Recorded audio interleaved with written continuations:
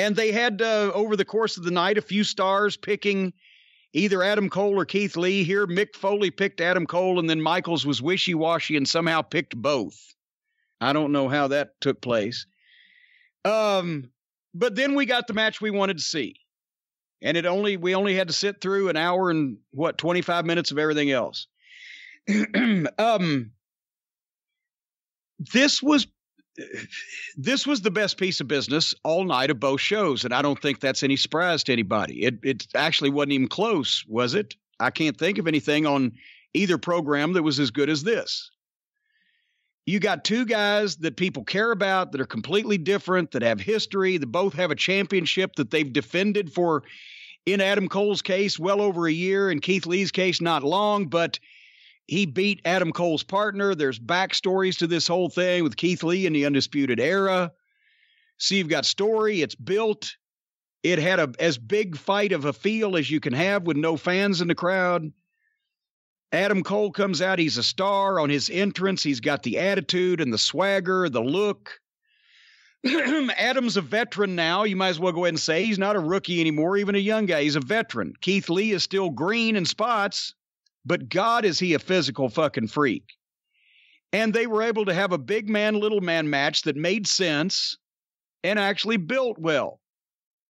And even, remember I've said Keith Lee came off verbally. Somebody on Twitter put it best. He said, Keith Lee looks like Hulk, but he talks so flowery and so verbose. And somebody on Twitter said, yeah, he looks like Hulk and he talks like Fraser Crane.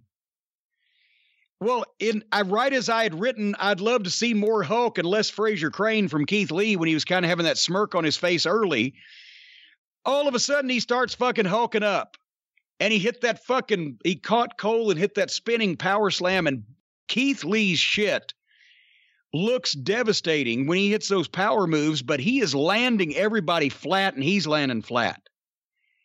And that's a fucking talent for a guy that size, that to be able to move like that. And that power slam, he planted Adam as perfectly as I've ever seen anybody planted on a power slam. And I'm sure it's still there, but he's not fucking dangerous with anybody that I can determine. They did a great rope break where Adam Cole, did you see when he got his index finger to the fucking rope to make the break on the cover? That's, little things. But, Adam's a pro, and I think he was leading it. I saw him doing a little fucking calling, but they were taking this seriously, not fucking around. And they both do different kinds of shit that fits their appearance to make their matches different than when they wrestle other people. They also do shit and they let it breathe while they're selling. Remember we talked about on our watch-along spots, you build and set a spot up so everybody understands it when it pays off. And then when it pays off, then you kick up the pace. And then after the payoff, when everybody's screaming, then you slow it all the way down because it's got to breathe. So they did that, and nothing was just being wasted. And then they went into the big moves, and it was still anybody's ball game. Who's going to win this? Even the Panama Sunrise, the Adam Cole Canadian Destroyer that he hit Keith Lee with, which is ludicrous to begin with, but it didn't even look ludicrous with the way they did it. Cole comes off the ropes. There was a little fucking momentum. And then finally, he'd hit that first one, and then they went and did some more stuff, and then finally he goes for the second one because that's got to do it. And suddenly Keith Lee counters it with his strength into a fucking power bomb, which didn't look too fucking comfortable. And then a big what the fuck move, boom, 1, 2, 3. Perfect finish. You've already set it up. It's in the people's mind. He hit the one destroyer. He hits the second one. This is going to be it. No, Keith Lee comes out from under, foils the guy's move, hits one big power move, 1, 2, 3. If it'd been AEW, they'd have done 18 more false finishes, and they would have lost what they had with the people and or the viewers at home. But this was put together and agented by professionals with some sense of restraint. So as it turned out, perfect finish. And perfect finish, the right guy went over. Adams had a long run in a match like this. Not only the big guy, but the babyface needed to win. And besides, you can see Keith Lee on the main roster doing a variety of shit, and fairly soon. So I thought it was a great match. It was worth watching this, sitting through the rest of the show to see this match, and it was a perfect finish. I really liked the finish, too, because I watched AEW first. And there's a time and a place for near falls.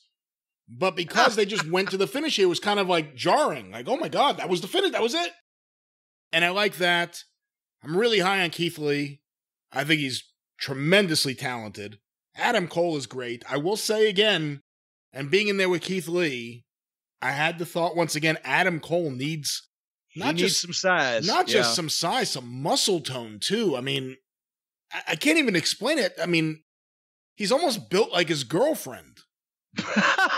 Come on now. No, I'm not trying to be unfair. He's really talented. I sound like Lance now. Come on, Jerry. He's really, really talented, but he has no size whatsoever. And anyone would look small in there against Keith Lee. Yeah, but Adam needs some upper body. Yeah, especially because, I mean, he just lost the title. There are rumors that he's about to, I mean, some people say he's leaving. Some people say he's going to the main roster. If he's going to the main roster, I can't see Vince giving him too much rope with that physique. And that shouldn't be the guiding factor. Yeah, because I remember Vince didn't like Christian, and Christian looks like fucking Don Leo Jonathan next to Yeah. But I feel bad saying it because he's a tremendously talented guy. Maybe the best guy on the mic who's an active wrestler in the whole business. But he needs some size and some definition. Or at least have some definition if you're not going to have some size. But beyond that, I'm really high on Keith Lee. I think Keith Lee is tremendous. You didn't even see the Royal Rumble. I mean, he had him in the Royal Rumble this year and had him and Lesnar square off, and I was really into that. I'd like to see where they're going to go with him. I mean, they teased, I guess the next big feud will be him and Karrion Kross, because Karrion Kross was watching from somewhere above with a cameraman. Well, yeah, that might be a little soon. Because what are you going to do? You're going to get Karrion Kross over Keith Lee? But then Keith Lee's the one that goes to the main roster? That doesn't, I don't know. I don't think they're bringing him up to the main roster anytime soon if they have him with both belts. If Cole's going up there, they're not going to bring him up right away. You can't bring both of those guys up. Well, I would think that, I mean, I love Adam's talent, but I'd think they'd want to get Keith Lee on the fucking roster for the matches with fucking Brock or any of their other big, well, they don't have that many big names anymore, but you know what I mean. Nevertheless, at least they accomplished their purpose here.